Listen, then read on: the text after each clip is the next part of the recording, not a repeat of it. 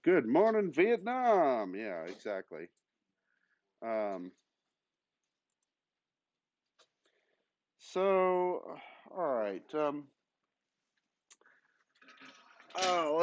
I've got another PowerPointy type thing, so let's pull that up and see what we got. Copy it over. And we'll see how far we get. I probably have more here than we'll be able to get to, but that's okay. Um, all right, documents. I'll paste that there. Okay.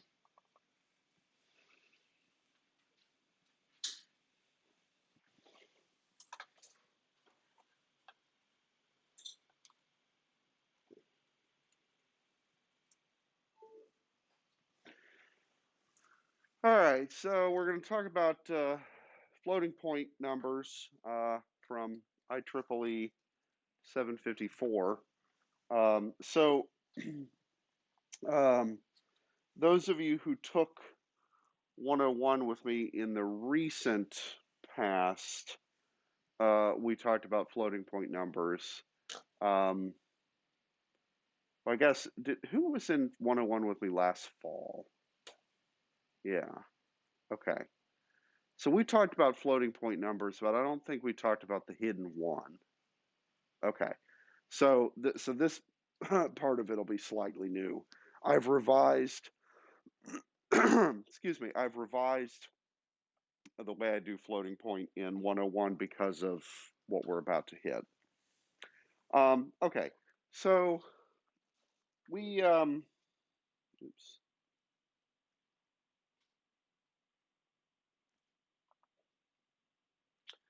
Um, so floating point essentially is like a scientific notation type thing. Um, and in scientific notation, for numbers, you could write, we use this to write really big and really small numbers. So I'll pick my favorite really big or really small number. Uh, Really big number, 6.02 times 10 to the 23rd, right? So Avogadro's number. Great. And you would always write it as 6.02 times 10 to the 23rd, right? There's only one situation that you'd ever write it as 60.2 times 10 to the 22nd. And that's if you're trying to do arithmetic, and we'll talk about that later. Okay. So, um, so the convention for scientific notation is that you put precisely one digit before the decimal point, and that digit can't be a zero. Okay, so the thing before the decimal point, there has to be precisely one digit and it must be non-zero, right? If I had like 0.2 times 10 to the 23rd, I would rather write that as 2.0 times 10 to the 22nd,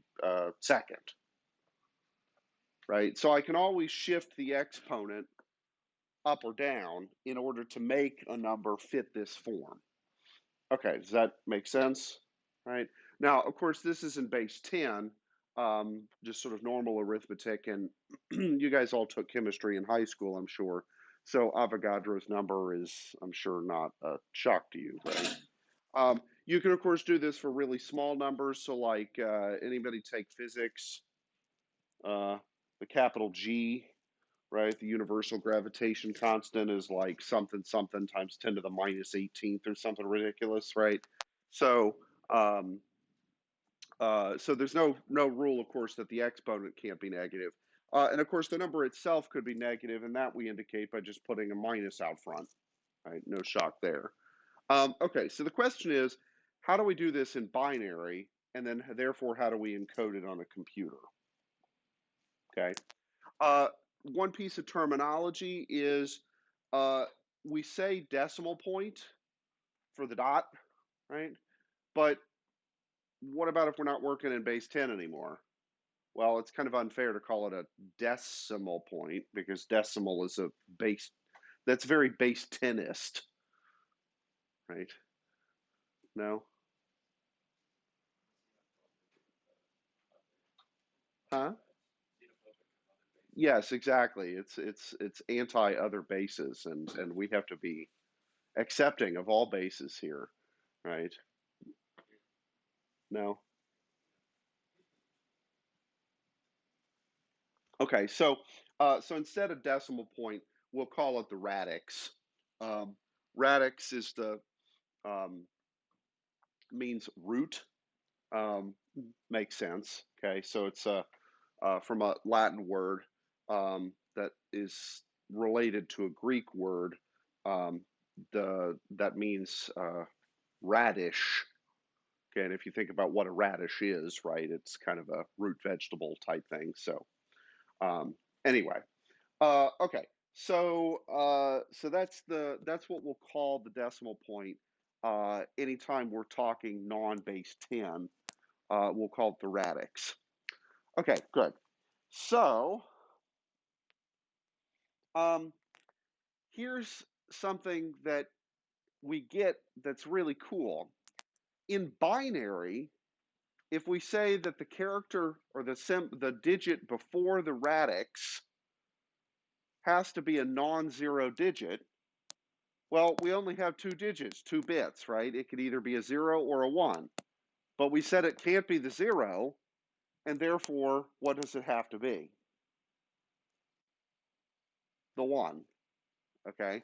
So what this means is that any binary um, scientific notation number can be written in the form 1 dot something times 2 to the something.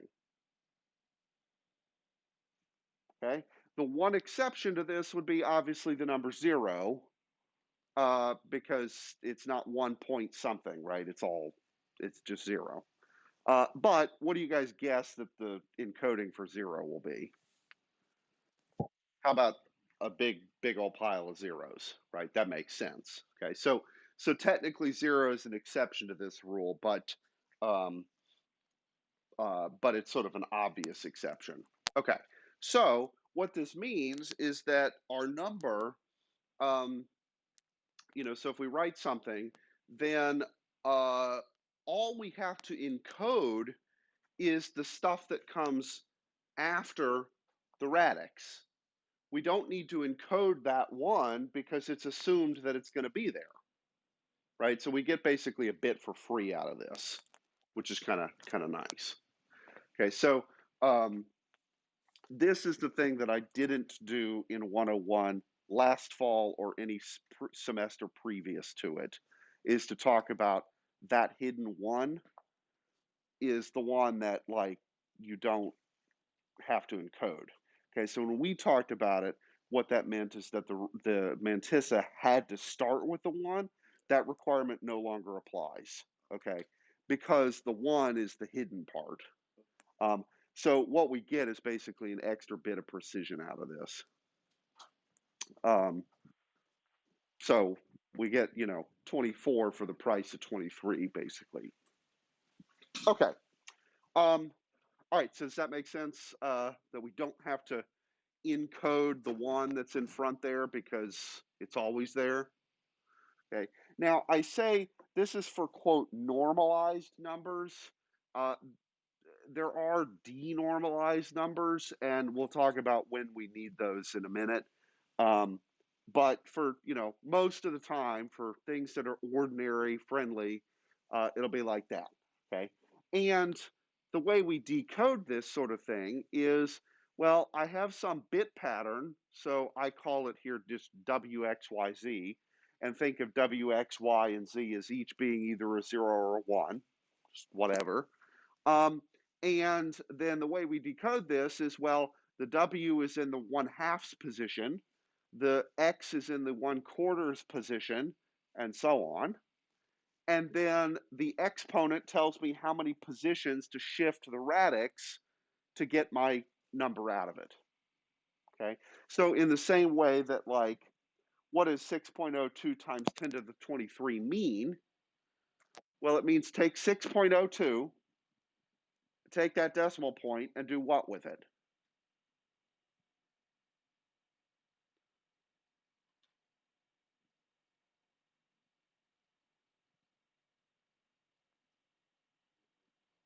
move it 23 positions to the right, right? So your number would be 602 followed by 21 zeros. And that's the number, just sort of not in scientific notation. That's its actual value. That's a big number, right? And this is why we use scientific notation, because do you want to sit down and have to write 21 zeros after that? No, ain't nobody got time for that. Okay, so no, you remember that newscast and then the meme, right? I didn't put on my shoes or nothing. Yeah, I got bronchitis. I forgot about that part. Yeah. Okay. So right. So that's basically how you decode it, right? But so like the 0.02 part there, what does that mean? Well, you've got a 0 in the tenths place, so 10 to the minus 1. You've got a 2 in the 10 to the minus 2 position, so the hundredths place, and so on. And then you look at the exponent to say, okay, how many positions do I need to move my decimal point? To the right would be if there's a positive number, and if it were negative, we would just go to the left instead. Okay? No shock. You guys all hopefully remember this from high school. Okay, so same story in binary, with the exception that we're calling it the radix. We don't have to write down the one that's before the radix because it's assumed to be there. Or sorry, we don't have to encode it. If we're doing this by paper, then yes, we'll write it down, but we don't have to spend a bit on it on the computer. And the powers are powers of 2 rather than powers of 10, right? Makes sense because we're doing things in binary.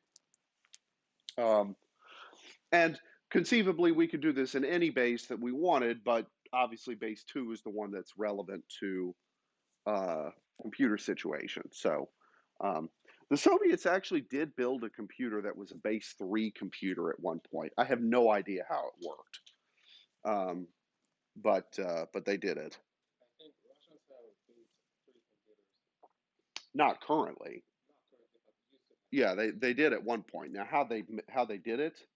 So the Soviets, yeah, in Soviet Russia, huh? Yeah, potatoes, vodka, and yeah. Anyway, so yeah, now how they did that, I don't know, but um, yeah. All right, so how do we actually encode this? And this is the IEEE 754 standard. So the way that we're going to do this, um, so when you guys were programming in Java or C or whatever, right? If you define something as a float, it's going to be a 32-bit floating point thing. Okay. We could also do double, which is 64-bit. We'll talk about that in a moment. But what is a float? Well, if it's 32 bits, how are we going to allocate each of those 32 bits? Well, we need to spend one of them on the sign, right? Because we could have a plus or minus number. Makes sense. And the convention is that we'll use 0 to indicate positive or 0, and 1 to indicate negative. We will spend 8 of the bits on the exponent, and it will be biased by 127. I'll talk about what the bias means in a moment.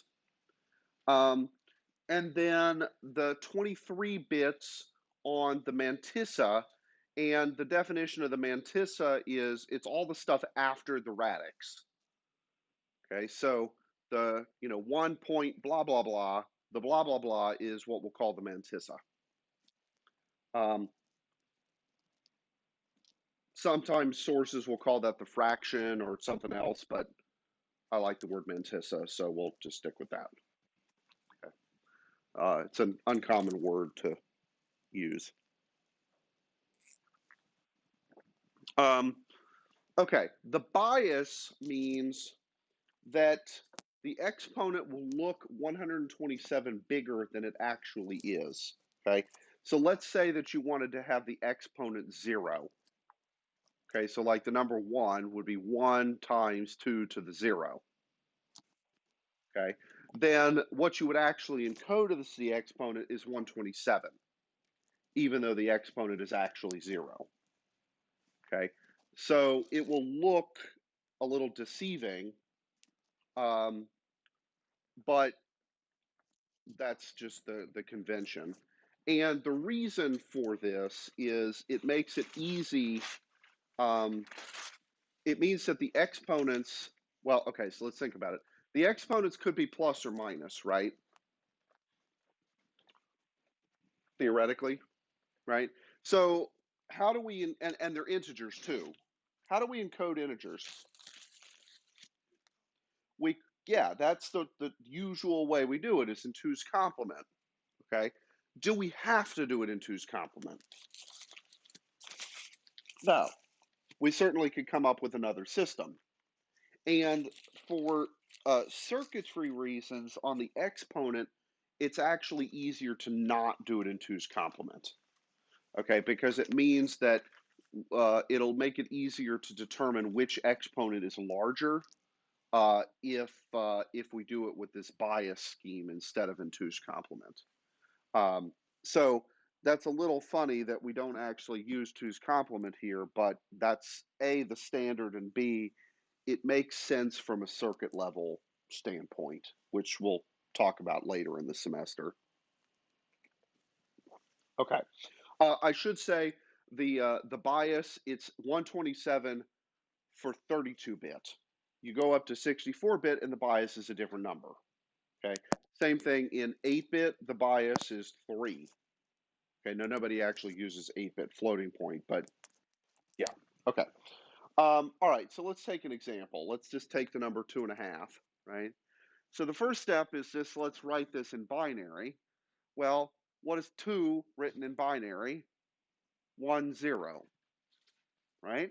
Okay, and then the 0.5 would be the 1 that's after the radix.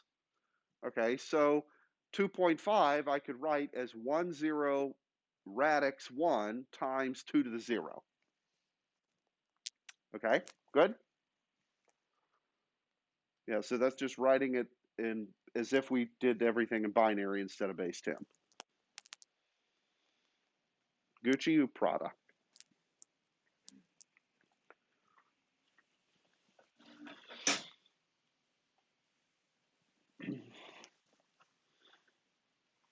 Okay, now, once I've written the thing down, I have to put it in sort of proper scientific looking notation. Namely, what's the convention? Precisely one thing before the radix.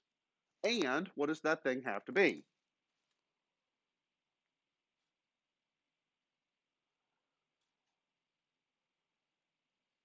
What's going to be before the radix? A 1, right? Precisely a 1. That's it. Okay, so I, instead of writing 10.1 times 2 to the 0, I write 1.01 times 2 to the first. You guys agree those are really the same number? Yeah? Okay. But the 1.01 times 2 to the first is in normalized form, so that's what I want to deal with here. Okay. Does that make sense? Okay, so once we've got it there, we can start to encode it. So first off, what's the sign bit here? What sign is our number? Positive or negative? Positive, okay. And so what's our sign bit? 0, okay. And the sign bit happens to go on the far left. Okay, great. Our mantissa is all the stuff after the radix, okay. So it's 0, 1, followed by what? Because it's got to be 23 bits long. 21 zeros, right?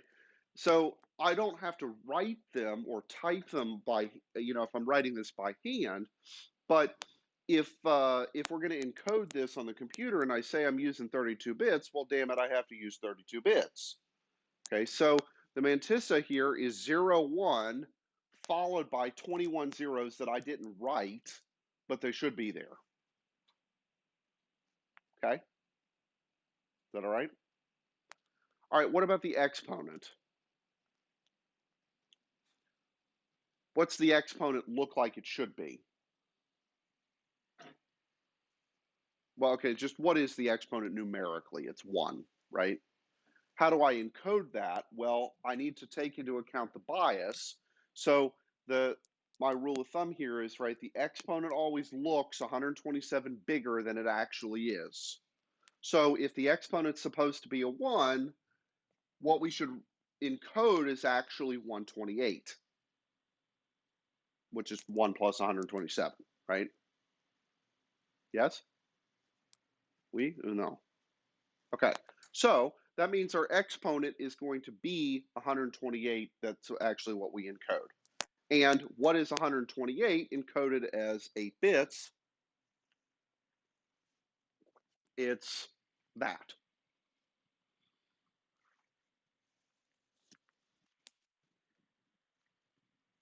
Okay. So 1 followed by 7 zeros.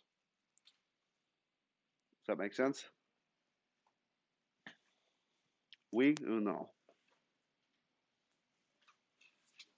Yeah?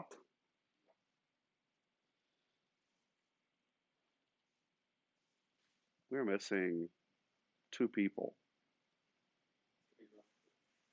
We're missing Ricky, and we're missing, huh? Pruitt. Guess I need to send out some hit lists. Oh, Jakey Prue is online here. Jakey, be sure to like and subscribe so I can get all the good sweet bits and add revenue. Okay, so let's put all this together. So the order that we put this in, and this is again part of the IEEE standard, is sign bit first, exponent second, mantissa third. So sign, exponent, mantissa. That's the order that the IEEE standard defines it as. Certainly not the only order we could have picked, but that's the one that we all picked. So damn it, stick with it. Okay. All right. So I've put brackets here around each of the 3 fields so that we can kind of see which one's which. All right. So sign bit was 0. Exponent was 1 followed by 7 zeros. Mantissa was 0, 1 followed by 21 zeros. Okay. And if I write that in hex, it turns out to be 402 and 5 zeros. Okay, is 2.5. All right, so then to decode this, we'd go basically do everything in the reverse order here, right? So if you had a given number you wanted to decode, first figure out what your 3 fields are in binary, and then, sort of reverse the process. Okay, is that okay? Right? And I'll have you guys do a couple of these by hand just to practice because it's good practice. Okay, now there's a really nifty tool. Let me show you guys this.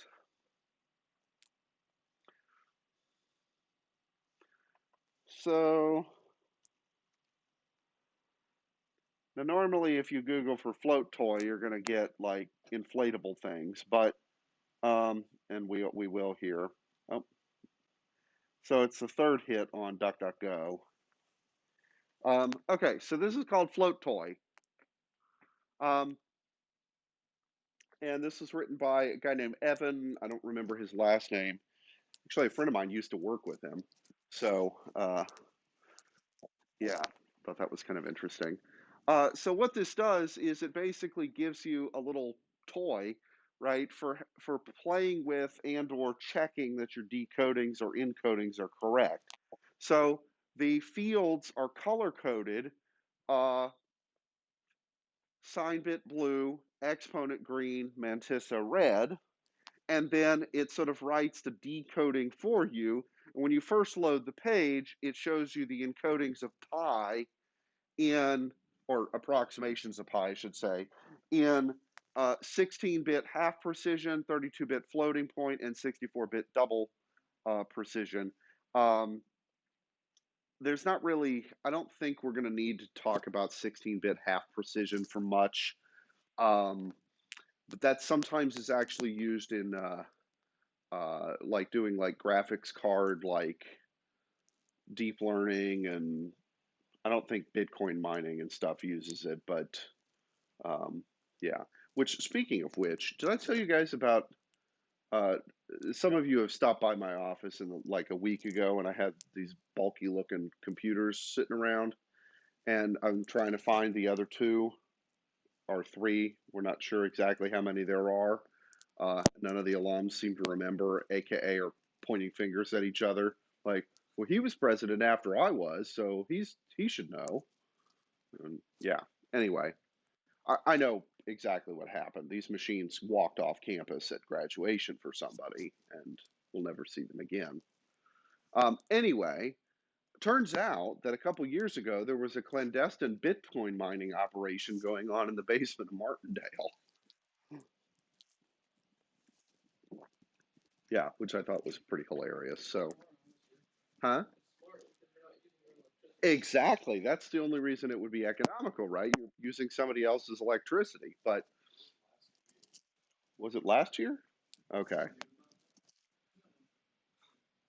So, yeah. Anyway, I was like, okay, well, that's being entrepreneurial. So, all right.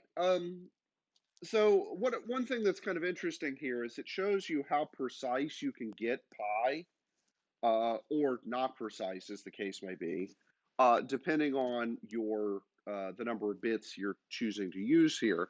Um, so this actually kind of begs the question: what does NASA use for pi? Or, like, maybe better put, what precision arithmetic does NASA use for deep space missions? Huh? No, it's not half. Double precision. That is the value of pi NASA uses to send things to Pluto, kind of precision, right? So that may sound kind of crazy, like that they're only using 64-bit precision, but it's, yeah. Now, here's what's even freakier. The Apollo guidance computer, for angles, it basically was using 16-bit. Now, the standard wasn't exactly the same as what it is now, because IEEE 754 first came about in the 80s, and of course the Apollo program was long over by then. Um, but yeah, so I was, and we'll actually talk about the Apollo guidance computer a little later. I was actually kind of shocked at how seemingly imprecise some stuff was. But hey, we made it to the moon a bunch of times. So, because what? 11, 12, 13, 14, 15, 16, 17. Oh, and take out 13. So we landed on the moon 6 times. Supposed to be 7, but a funny thing happened on the way to the moon. Um, yeah. Yeah. There was an explosion. Well, funny is in like strange. But you guys know, like, a funny thing happened on the way to the forum. No, it's a play. Never mind. All right, Jakey Prue, were you just being lazy today? Didn't want to get out of your pajamas, I guess. So, whatever. Now he's on Twitch here on the Twitch chat. So, okay. So the flow toy is kind of cool because if you mouse over and click, you can flip any of the bits, or you can type a number in hex or in decimal, and it'll convert. So, for example, let's just double check that I did 2.5 correctly. Oops. And we did, right? So we got uh, the right hex encoding and the right binary encoding. It matches what we had when we did it by hand. Okay, so this thing's kind of handy for just double checking that you've done everything correctly. I've used it as a double check tool for a few things. So yeah, and one of the things that's on my bucket list is to, because he's got the source code for this on GitHub, is to go in and do the 8-bit version so that I've got it for CS101. Okay. All right. And if we did the same thing in 64 bits, well, the idea is basically the same. It's just you got more bits. Okay. All right. So let's go back to here and let's talk about the 64-bit scheme. Okay. So the scheme is very similar, except we've got more bits to work with. We still have to spend 1 on our sign bit. Okay, big shock there. But we spend 11 on our exponent and therefore 52 on our mantissa. And so that does add up to 64, right? You do have to be a little bit careful because some references, including Wikipedia, actually say that it's a 53-bit mantissa. And they're not wrong. Why is it 52, but maybe a better way of saying it than 53? 52 is what you actually encode, but there is that hidden 1. So in a sense, it's a 53rd bit, right? So anyway, just be careful when you look at references. Probably the easiest way, though, to do it is just take the number of bits and subtract the sign bit and the exponent bits, and whatever's left is your mantissa. Okay, so only 11 bits for the exponent, but 52 for the mantissa. The bias here is 1023 instead of 127. You guys noticing a pattern there?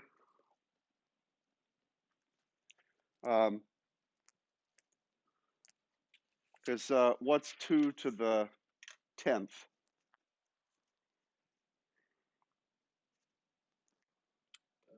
1024, so it's 1 less than that.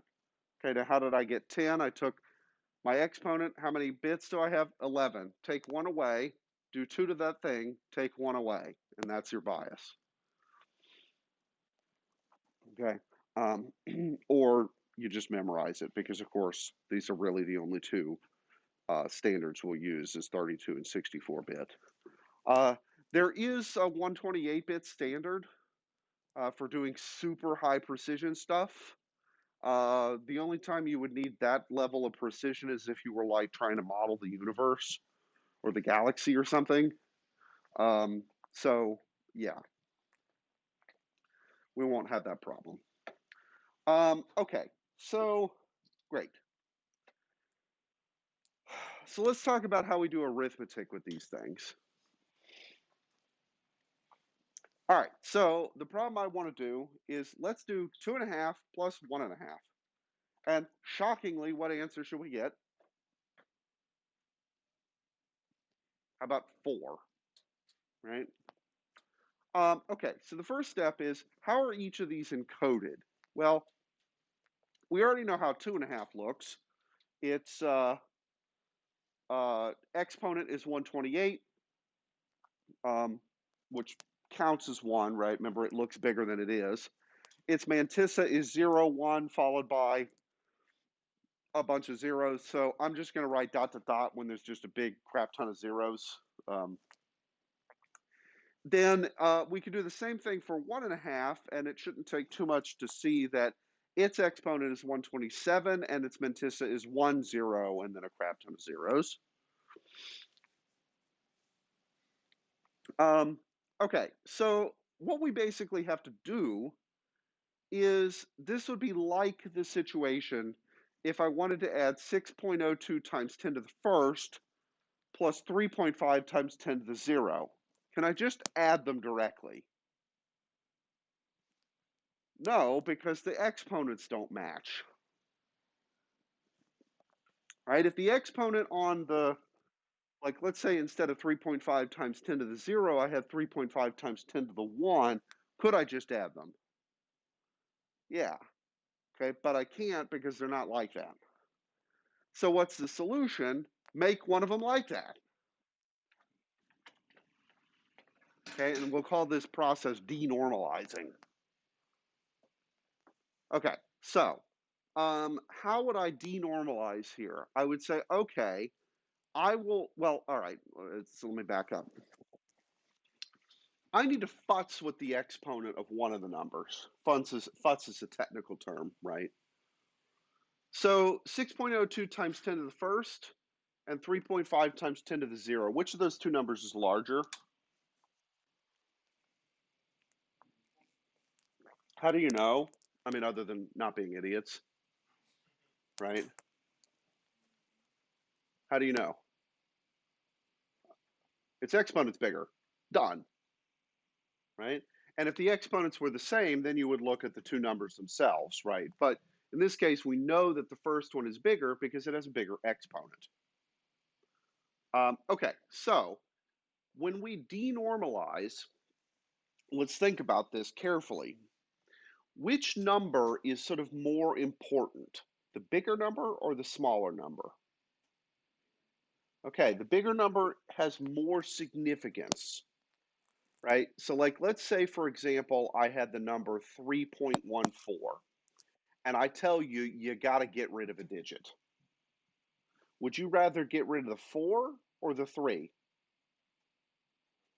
If you get rid of the 4, then you have 3.1, which is not quite pi, but it's a lot closer than 0.14 is, right?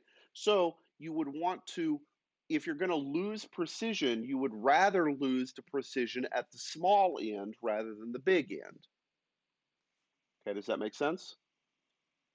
Okay, so what this means is that we'll denormalize the number who has the smaller exponent. In this case, the 3.5 times 10 to the 0. Okay, so how would I write that? I'd write it as 0.35, oops.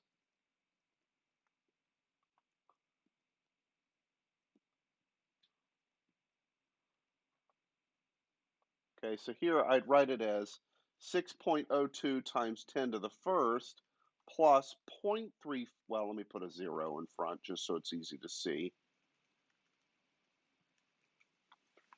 Okay, do you guys agree that that second number is the same, right? 0.35 times 10 to the first is numerically the same number as this, but it's now written with the same exponent as the other number, okay? So I denormalized it deliberately so that the exponents match. And once the exponents match, what I get to do is this.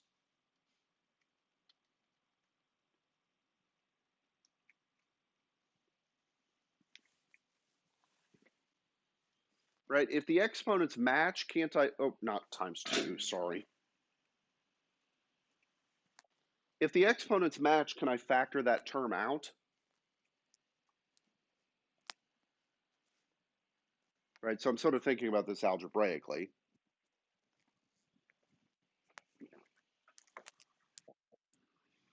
Okay, is that okay?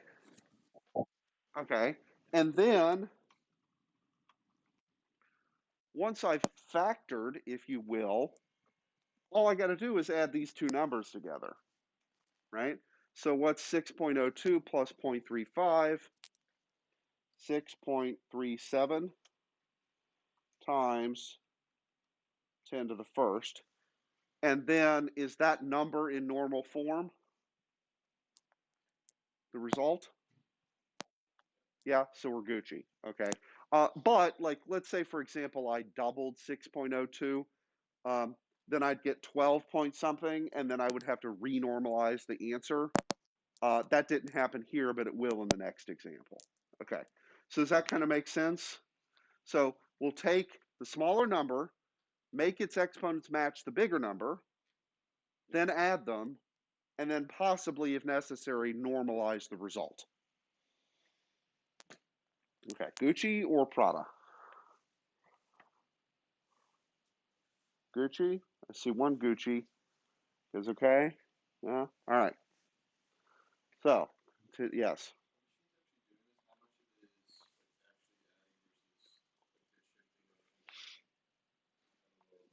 Uh, it's a combination of them, right? So there's bit shifting going on to denormalize, but you have to be careful because you're not bit shifting the entire thing, right? You're bit shifting sort of the fields individually. Um, so like,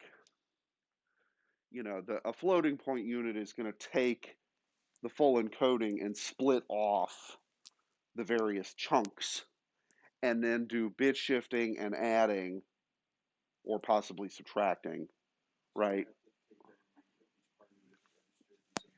Right. So like the actual thing that does the addition or whatever, we could call these like fake registers, if you will, that have just the individual fields. And I want to say fake in the sense that like you don't have access to them directly. Right. Yeah, exactly. It's totally going to be specialized. And it's worth pointing out, right, that floating point in terms of transistor count is expensive. And so there's a reason why it wasn't until the mid to late 80s before processors started to have floating point hardware on board. I remember back in the day um, when like so your 386 or 486 processor, it didn't have a floating point unit on it. If you wanted that, you had to have a co-processor. So you would actually have two chips in your motherboard, one of which was the main processor, and then another one was just a math coprocessor, and that cost extra. Um, yeah.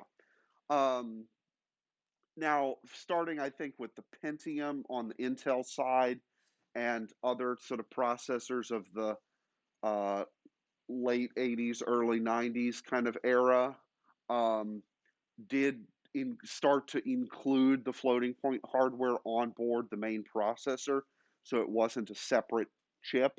Nowadays, of course, this is all on board, right? I mean, nowadays your processors have tons of stuff on board that used to be external chips back in the day, right? So your PCI controllers, your memory controllers, right? All of that stuff used to be separate.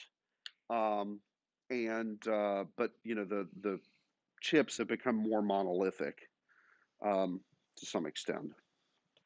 Uh, yeah. So what that means, right, is that in hardware you would have to have all the stuff to handle each field individually, and logic to decide, oh, when do I need to denormalize? How do I denormalize?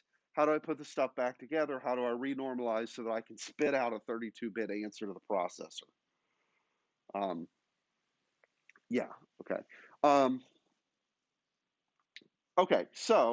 Um, so let's do this for our 2.5 and 1.5. So we said that we need to denormalize the smaller number, which in this case is 1.5.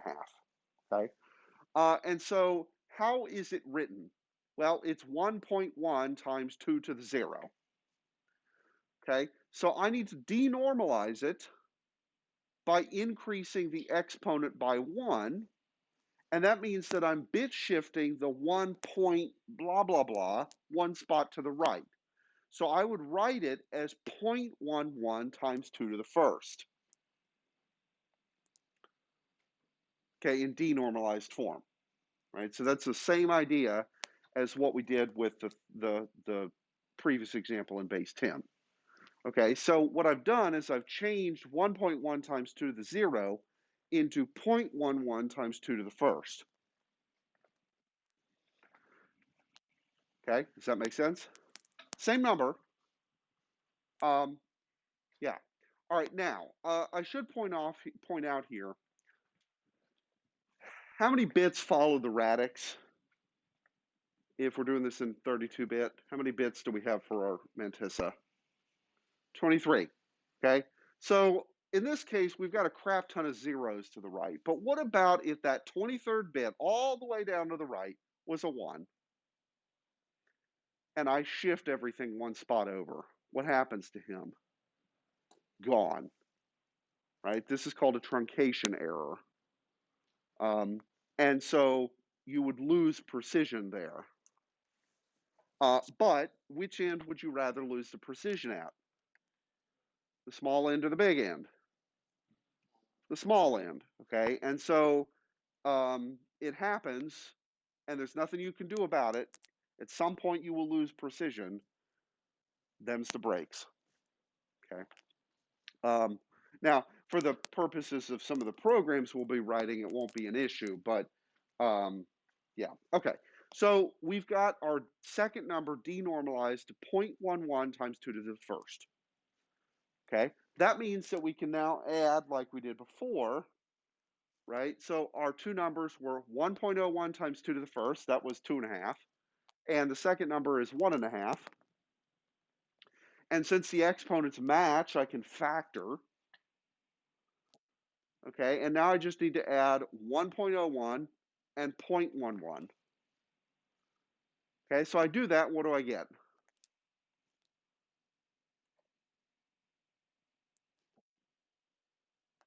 10.00, right? Because I get a bunch of carrying going on. Yes? Lilith? Yeah? You're starting to nod off. It's too early.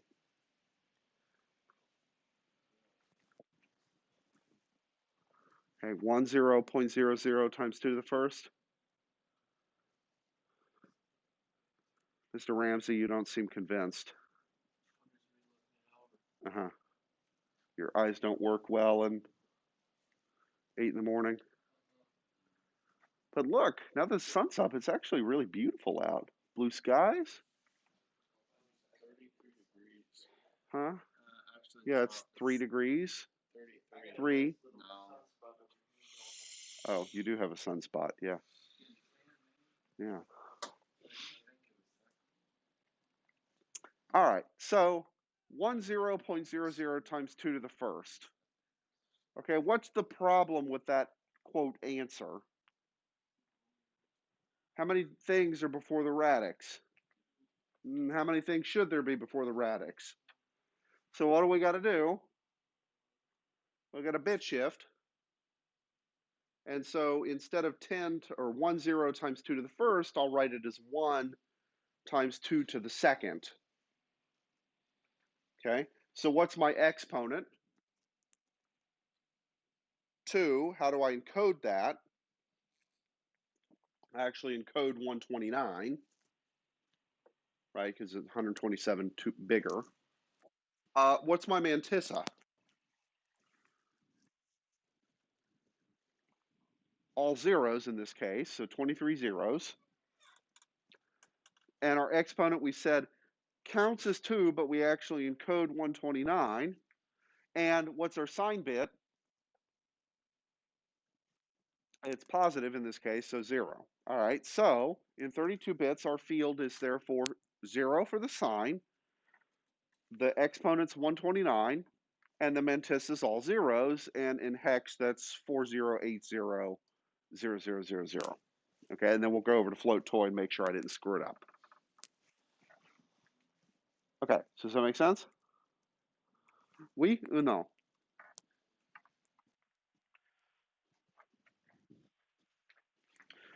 All right, so float toy it is, and the number we were supposed to get was 4. 40800000. Bam, we nailed it. Right? Isn't this fun? No? It's not fun? You even have a toy to go with it. How could that not be fun? Huh. Do tell us what type of toy you would like to play with, Evan. You were completely missing where the rest of us are going. Uh-huh. Yeah. All right, anyway. All right, so good. Not rocket science, you just have to do a little bit of work. Okay, so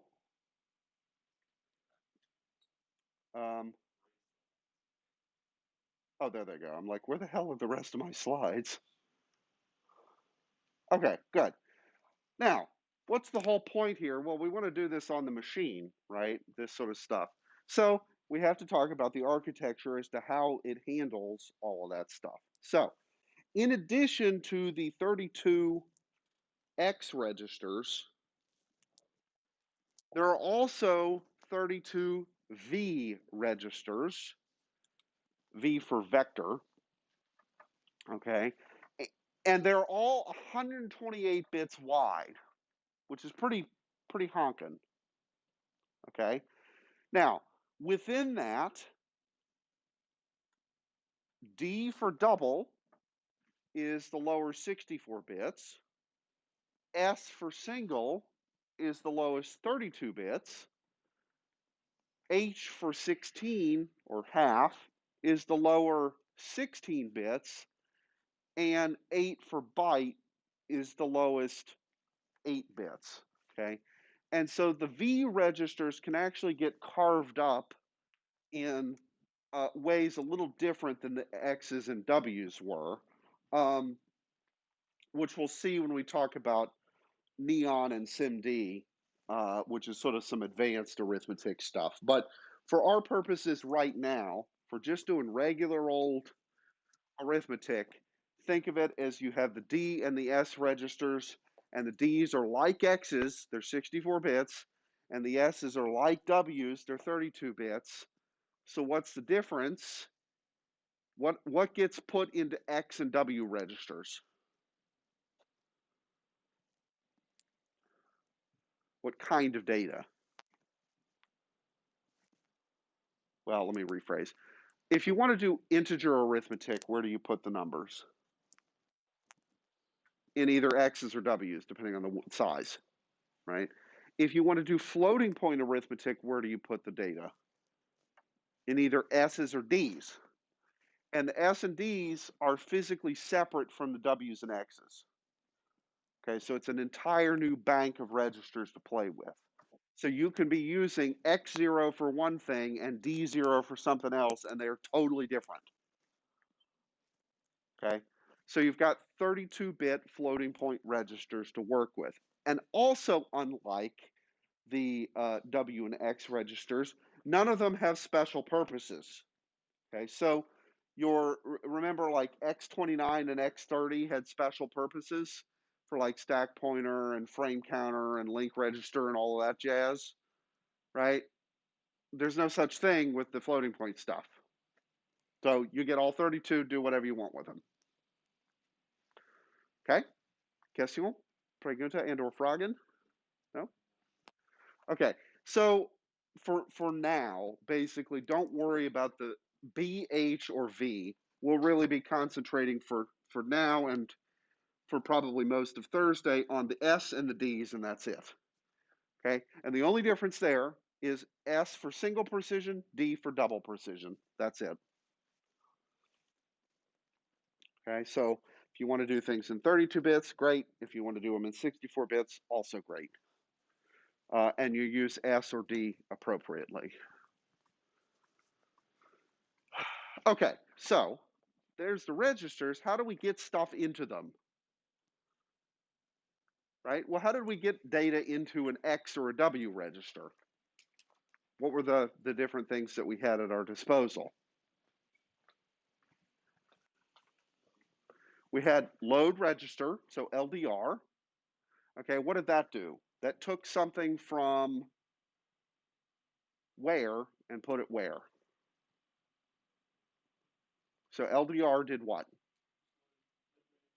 Yeah, took contents of memory addresses, shoved it into a register. Okay, there is such an operation here. Big shock. What was the other kind of operation that we did with loading data into registers? I heard it. Move. Okay, when did we use that? There were two situations. Okay, if we wanted to load an immediate, okay, meaning a specific number of our choosing that wasn't in memory, or to do register to register, right? So if we wanted to move register 7 to register 0 for some reason, we'd use move, not LDR. Okay. And then what other kind of operations did we have with integers? Well, we could do addition and subtraction and all the kind of arithmetic type stuff that we would possibly want. Well, should we be able to do all that stuff in floating point? Hopefully, okay. And yeah, so the syntax for this stuff is very, very similar for floating point as it is for integers, with one occasional exception.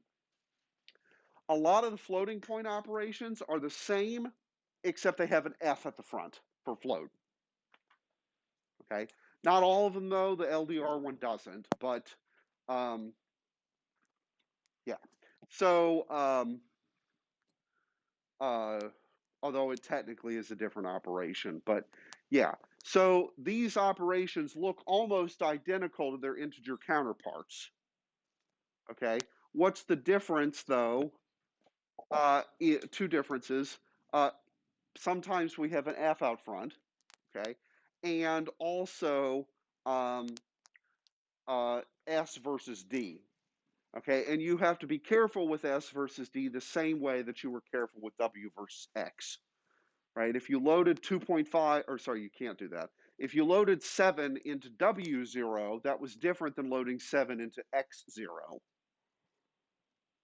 right? Because it was the difference between a 32-bit and a 64-bit integer. Yes? Yeah? Good? Okay. So just be careful in terms of your um, uh, which registers you use. Okay, so that's the loading stuff. And then, of course, you could also do register to register just like you did in with integers. And if we've got the LDR instruction, do we also have the store instruction that goes the other way from register to memory? Yes, of course. So you can put floating point data on the stack all day long. Um, okay. Now, when you're doing the LDR, though, can you use LDR with a W? Could I replace X0 with W0 there? Why not, Michael? Huh? Nope. That's not the reason. I mean, it's true. I am going into a 64-bit thing, but I claim that you could also not replace this X0 with a W0. Why not?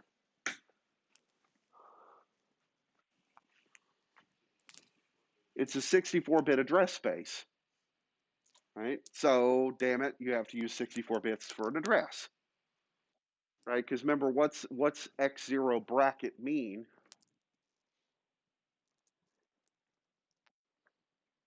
Take the whatever contents of X0, treat it as a memory address, and go to that memory address. But on ARM64, what are all memory addresses? All memory addresses are 64 bits. It's a 64-bit thing. We? Okay. Gucci. All right, so this gets data in and out of registers. Actually, what do you do once it's there? Well, if we can add integers, could we add floats? Be kind of nice, wouldn't it? All right.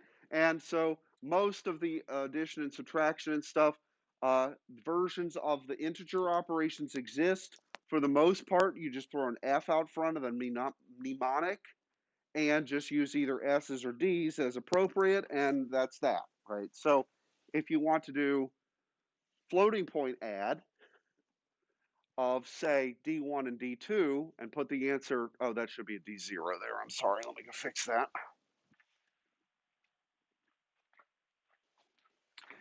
This should be a D0 right. Yeah. Okay. So if I wanted to add um,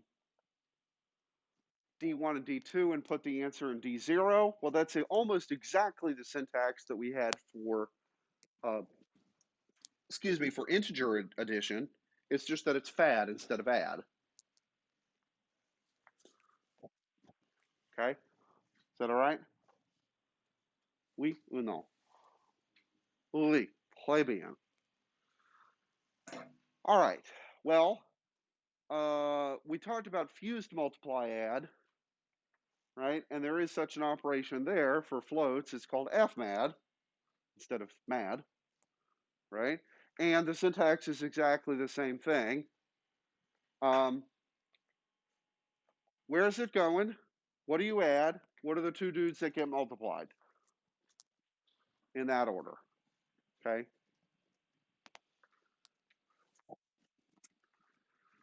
Okay. So most of the operations that you've got, division, it's there, multiplication, right? All the stuff that you could possibly want is there.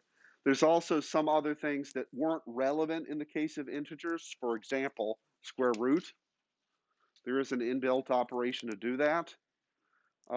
We didn't have that, obviously, for integers because it doesn't make sense. But yeah, so pretty much anything you want is there. Okay, so for example, like I said, square root.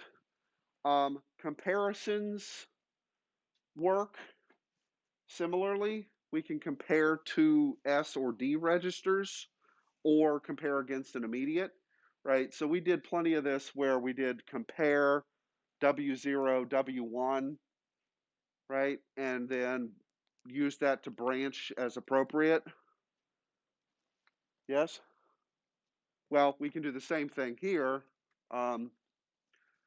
only instead of CMP for compare, what is it this time?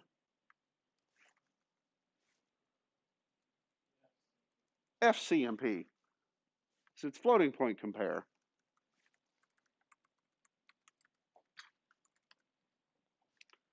Okay, and what is that going to do? Well, like the regular comparison operation, it's going to set the flags in CZV as appropriate, and therefore you can follow it by a branch conditional. And depending on what condition you want, right, because what condition options did you have? There were 16 of them, right, but what were they? Like equal to, less than or equal to, greater than, right, all of those sorts of things. Right? So you've got all those same options to work with here, you know, for conditionals on floats. Okay. Um, all right. Because of time, I'm actually going to skip this for now, and we'll come back to it on Thursday. So let me just keep going with the rest of it. So the book gives, and we're going to use this as a running example. The book gives in two different places sample programs to calculate sine of a number or sine of an angle. Okay, now, how many of you guys have taken calculus 2 or math, so math 112 or higher? Okay, so I know a bunch of you have, a bunch of you haven't.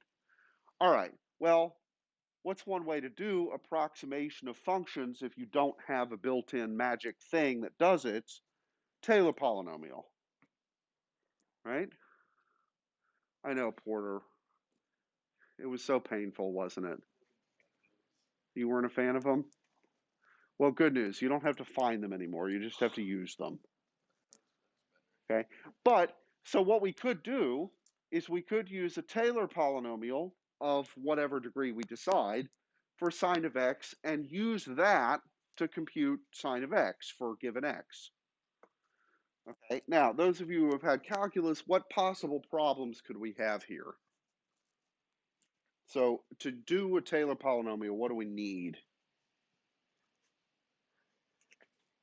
Like how to what's a Taylor polynomial going to look like? And for us, it'll be really a Maclaurin polynomial, but whatever.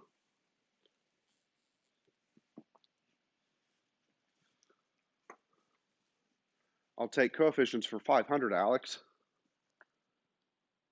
Right, so what's a polynomial look like? What is a polynomial? Right, any of you ought to be able to answer this question, and if not, I'm sending you back to middle school. Okay, something plus something times x plus something times x squared plus something times x cubed plus dot dot dot, up until you hit some maximum power. Yeah? Okay. Well, what the hell are the somethings? Okay, the coefficients, but we've got to compute those. They don't just come out of thin air. Okay, so the Taylor coefficients have to be computed for whatever function you're doing. Now, for the sine function, there happens to be a really nice pattern for them. Okay, and it's not too hard to write them down. They're basically factorially things. Okay, also with sine, it turns out that half of the coefficients are all zeros, the ones that go in front of even powers. Well, that's nice. We can get rid of half the work. But we need to know what those damn coefficients are. Okay. Once we know the coefficients, can we sit down and kind of go through and do the arithmetic? Yeah. So if I gave you an angle, and I'd have to be in radians because that's what the Taylor series is assuming. So if I tell you, okay, I want to know the sine of pi over 4. Well, what would be pi over 4? I'd have to encode that as a float, 1.57 whatever. And then I do pump it through this polynomial and get whatever I get out. Am I going to get the true value there? No, but it'll be pretty close, hopefully. Okay. All right, is that the only way to approximate functions? How many of you guys are in numerical analysis? Ah, what other ways are there to approximate functions with polynomials? If it's not going to be a Taylor polynomial, who else's name can we shove? Huh? We could do Lagrange. Who else? Well, yeah. I was going to go for Chebyshev, but yeah. Okay. So, yeah, we could use a Chebyshev technique of approximation, and we'll actually end up doing that also. Okay. So, I'm really going to ham up the sine here because for a couple reasons. One, it's super useful. And two, you guys know, hopefully by this point, that I'm a super history buff, right? So I was kind of curious, how the heck does NASA do sine computations? Do they do Taylor polynomials? No. And so then, me being a history buff, I was like, oh, I wonder how they did it during Apollo. So I dug up the source code for the sine routine on the Apollo guidance computer. It's written in assembly for that architecture. It's less than a page. It's like 23 lines. It's shockingly simple. Like really shockingly simple. Like fifth degree polynomial, shockingly simple. Yeah. Okay. And so what we're going to do is we're going to encode that, the sort of Apollo version, and then see how close is it to the regular version or to a high order Taylor approximation. And just see how good was Apollo. Well, exactly. Good enough, right? We managed to land on the moon 6 times, and it would have been 7 if it weren't for that, meddling oxygen tank or whatever. Okay. Anyway, so we'll talk about that next time. And in particular, we'll go through its example for the sine thing. We'll also do the Apollo one. And we'll do all of it in 32 bits, and then therefore homework, you guys get to do 64-bit instead. Okay? Question? No? Okay. All right, so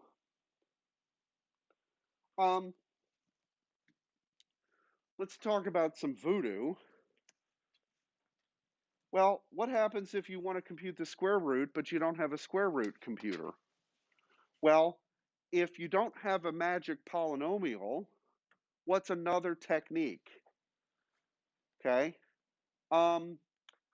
So Newton's method. Those of you guys who are in numerical analysis certainly have talked about that, right? Should hope so. Newton's method is an iterative solution to this, right? So what's the idea? You guess a number, you pipe it through this routine, and this routine gives you a better estimate than what you started with. And if you do that 100 times, what should you expect after the 100th time?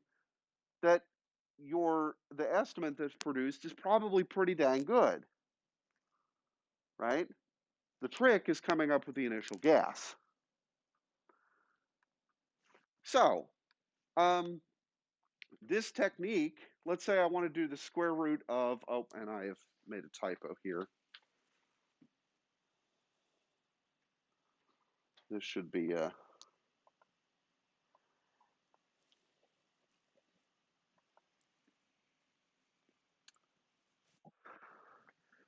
all right, so let's say I want to do the square root of 2. Okay, what's the square root of 2 numerically? It's like 1.414, blah, blah, blah. Okay, guess a number. 1.5. Okay, seems good, right? All right, so take the number 1.5 and pipe it through the following algorithm. 1.5 plus 2 over 1.5, and we're going to average those two numbers. Okay, so 1.5 plus, well, what's 2 divided by 1.5? Right, 4/3. Okay, plus 1.5 is 1.833333, right? What's that halved? 0.9 blah blah blah, right? Okay, now take the 0.9, or wait a minute, did I say that right? 1.5 plus, no, it'd be 2.53 blah blah blah, right? And then half that would be like 1.25-ish blah blah blah. Okay? Take that number, pipe it through this process again. Pipe it through this process again. Pipe it through this process again. Okay? And what happens, it'll converge to 1.414 blah blah blah blah blah. Where does this algorithm come from, by the way? Okay, so I said it's ancient.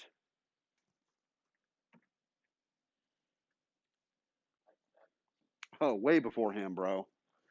This is on a Mesopotamian cuneiform tablet. Yes. No, okay. Now, obviously, there weren't subscripts and stuff then, but that procedure is ancient Babylon, right? Ancient Mesopotamia. Okay, so we're talking like 4,000 or 5,000 years old, right? Aliens. Okay. Now, how many of you guys know Newton's method? It turns out this is exactly what Newton's method would give you for this problem. Okay, now Newton's method is a more general method. When applied to this specific problem, you get exactly the Mesopotamian solution. Okay, mind blown? Yeah, I don't know. I kind of agree. Maybe it was aliens, right? 4,000 years ago were smarter than an average human today. Well, okay. No, that is definitely not true. Because who was sitting around doing this sort of thing 4,000 years ago? Well, not the aliens, right? Yeah, but like the smartest of the smart, but that would have been the priest class, right? Your average Joe back then died at 20 something and was hauling rocks for a living because the taskmaster of whatever city said so, right? Like, it, if you lived in Uruk, your life was pretty good if you were Gilgamesh, but it was pretty shitty if you weren't. Okay? It was pretty good for Gilgamesh and the priestess of Ishtar, but otherwise, life really sucked back then. I'm just saying that there was somebody that was able to do that long ago. Well, I've got another news for you, because guess what arithmetic system they used? Base 60. So you have to do all of this in sexagesimal, base 60. All right. So we'll pick up with the sine example next time. And then also we'll talk about my favorite algorithm ever, how to do inverse square roots, meaning 1 over the square root of a number. Yeah. All right, so we'll quit there. Hope you guys have a good rest of your day, etc. And I will see you guys on Thursday, if not sooner.